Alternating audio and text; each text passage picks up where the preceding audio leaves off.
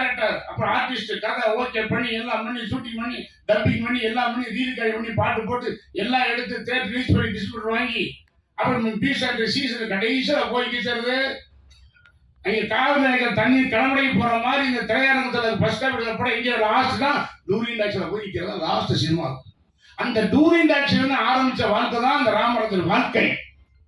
இந்த கடவுளது வரப்பிரசாதம். இங்கிருந்து வந்து முதல் டைரக்டர், அசிஸ்டன்ட் டைரக்டர் ஆகி, டைரக்டர் ஆகி, நடிகனாகி, ப்ரொடியூசர் ஆகி, டிஸ்ட்ரிபியூட்டர் ஆகி, ஏன் தியேட்டர் கூட வாங்கினேன். கதை சொல்லும்போது அதான் சொன்னார், யாரோ கதை இன்றொரு பார்க்க நீங்க எல்லாம் கண்டிப்பாக இது மாதிரி ஒரு இடவாக இந்த படத்தில் வந்தது. நானும் படம் 5 வருஷம் தியேட்டர் செஞ்சேன். சின்ன வயசுலேருந்து படம் பார்க்கறது படம் பாருங்க. இந்த இன்ட்ரோ கிடையாது. அதனால சப்ஜெக்ட் மக்களுக்கு அன்றாடம் இது நடக்கக்கூடிய ஒரு விஷயம், எல்லோரும் மனதையும் பாதிக்கக்கூடிய விஷயம். நீ என்ன பாருங்க, என்ன ராமராஜ் இதே சொல்றாரு, கூட தான் இன்ட்ரோங்கிறாருங்கிறாரு. அந்த மாதிரி நடக்கிற விஷயம். நான் படம் எவ்வளோ பார்த்துருக்கேன், 100 படம் வேலை செஞ்சேன்.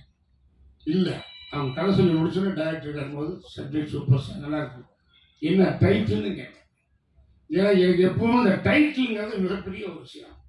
அந்த டைட்டில் வந்து நம்ம மனிதருக்கு ஒருத்தும் இந்த அண்ணன் நெல்லேஸ்வரர் உட்கார சுந்தரராஜன் பார்த்தா நெல்லேஸ்வரர் ஞாபகம். அந்த பேர் தான் முக்கியம். அதனால் டைட்டில் வந்து ரொம்ப கேர்ஃபுல்லாக பார்ப்பேன். அப்போ அவங்க வந்து வேற ஒரு டைட்டில் சொன்னாங்க, இல்லை சார் சரியாக வராது, அது நான் வந்து அப்புறம் சாமானியன்னு சொன்னாங்க. சாமானியன்னு சொன்னோன்னு எனக்கு டக்குன்னு மதிச்சாச்சு. எனக்கு ஒரு வேற ஒருத்தர் சப்ஜெக்ட் சொல்லும் போதும் இந்த மாதிரி ஒரு டைட்டில் சொன்னார். சார் அதை சொல்லாமல் என்ன அதை எப்படி உங்களுக்கு தெரியும் அப்படின்னு. இல்லை சார் இது நான் 4 வருஷம் என் கம்பெனி மெயின்டைன் பண்ணுறேன் அப்படின்ட்டார். நல்ல டைட்டில், ஓகே சூப்பர். எடுத்துட்டேன். எடுத்து வந்து போய் சொன்னது மாதிரி இல்லாமல் அப்படியே ஸ்கிரீன் அழகாக டைட்டில் எடுத்தேன். இந்த படத்துடைய கதையை வந்து ரயில் இன்ஜின் டைரக்டர், அந்த ரயிலில் first AC, second AC, third AC, second class, handicraft ஒரு பொட்டி, லேடிஸ்க்கு ஒரு பொட்டி, அண்டர்சர் பொட்டி, எல்லா பொட்டியும் இணைச்சு அழகாக இழுத்து கொண்டு ஒரு படமாக அவனை கொடுத்துற ஒரு டைரக்டர் ராகேஷ். அவன் பாராட்டேன். ஒவ்வொரு கேரக்டர், சின்ன சின்ன கேரக்டர்ஸ் கூட வந்து நான் ரொம்ப ஒரு என்ன ஏன் வந்தது, கதை சொல்லி முடிச்சோன்னு நான் அவங்களுக்கு கை கொடுத்தேன். டைரக்டருக்கு அவன் கதாசிரியர். ஏன் கை கொடுத்தேன்னா, அந்த சொன்ன உடனே நான் கை கொடுத்தது சூப்பர் கதை இன்ட்ரோ வரைக்கும் நான் சந்தோஷமா கை கொடுத்த கேளுங்க, ரொம்ப தேங்க்ஸ் சார். இந்த படத்தில் எனக்கு ஜோடி இல்லை. ஏன் தெரியுமா, இது காலகட்டம், இப்போ வேண்டாம் அதல்ல. ஜோடியில் ஆடி போகிறது மாதிரி நான் கேட்கவும் இல்லை, அவங்க போட முடியாது. அருமையான மேட்டர், ரொம்ப தேங்க்ஸு. ஜோடி இல்லை, ஆனால் எனக்கு ஜோடி இருந்தது கொடுத்துருக்கீங்க. வீட்டில் ராதாரவன், வீட்டில் பாஸ்கர், போதும் நம்மளுக்கு தாங்கி போகிற தூரம் இருப்பாங்கன்னு நினச்சி கரெக்டாக அதை டைட்டு ஹேண்டில் பண்ணி போய் விட்டார். ஆனால் எனக்கு ஏதோ ஒரு சின்ன ஒரு குறைபாடு மனசு இருந்து போகுது, ஓகே அப்படின்னு. என்ன மனசுல ஓடிக்கிட்டு இருக்குன்னா, அது அண்ணன் ராஜான்னு இருந்தாலும் இல்லை, ரொம்ப நாளாக எனக்கு போக முடியல. ஏன்னா பட்ஜெட்டு அப்படியே போக முடியல. ஆனால் ஒரு ஸ்டேஜில் டைரக்டர் பிடிச்சி சொல்லி, இளையராஜன் எப்படி இருக்கும், ஐயோ சார் இப்போடா கேட்பீங்க சார், ரொம்ப வருஷம் சார் அண்ணன் படம் 2000 பண்ணது சார், 20 வருஷம் உடனே கொஞ்சம் ராஜான்ட்டேன்.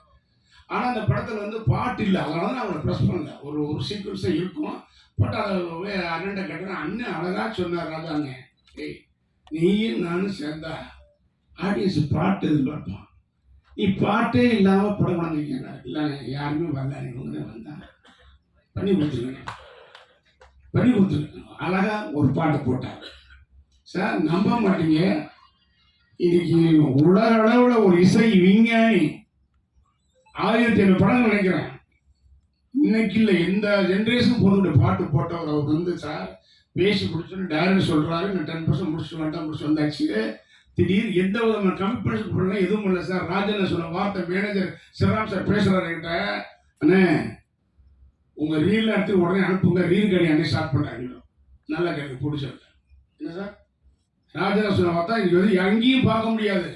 நான் பார்த்துருக்கேன், பிஷியான கரகாட்டக்காரன் பாடுக்காரன் அவன் பார்த்துருக்கேன். அவர் பாருங்க என்ன ஒரு உணர்வு அன்பு இருந்தா அந்த மண் வாசையோடது. ராமராஜன் படம் மேனேஜர் பேசுறாரு, மேனேஜர் சொல்றாரு நீ உடனே ரீல் அனுப்புங்க, ரீல் கடி ஸ்டார்ட் பண்றாரு சார். எந்த கமிட்மெண்ட் இல்லை, ரீல் கடி ஆரம்பிச்சார். அட்வான்ஸ் வாங்க, அதான் நான் சொல்றேன். இதுவுமே வாங்கலாம், அட்வான்ஸ் வாங்கலாம், ஒண்ணுமே பேசல சார். Reel அனுப்பிவிட்டார் sir. போட்டுட்டு அவர் தூங்கும்போது அப்புறம் நான் போகும்போது ஒன்றா நீங்கள் உள்ள வாங்க கூப்பிட்டு போய் பாரு அப்படின்னு. அந்த படத்துக்கு போகும்போது மியூசிக் போட்டிருப்பாரு. ஏன்னா கரகாட்டக்காரனுக்கு போடுறப்ப மியூசிக் வந்து இங்கிலீஷ் போடுற மாதிரி இருக்குன்னு சொன்னேன் ஒருத்தர். ஏன் பாட்டை காமிச்சார்.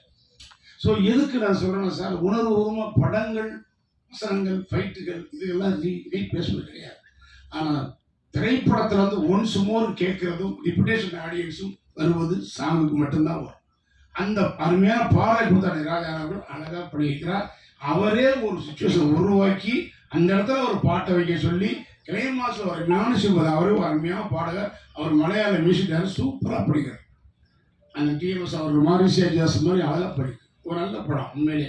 எனக்கு என்ன ஒரு நல்ல படத்தை நடிச்ச பரவாயில்ல. எனக்கு வந்து ஒரு உணர்வை வந்து எனக்கு தனி எல்லாரும் எழுதிங்க சார், ரொம்ப நன்றி கடன்பட்டு. ஒரு வார்த்தை வெல்லும், ஒரு வார்த்தை கொல்லும்.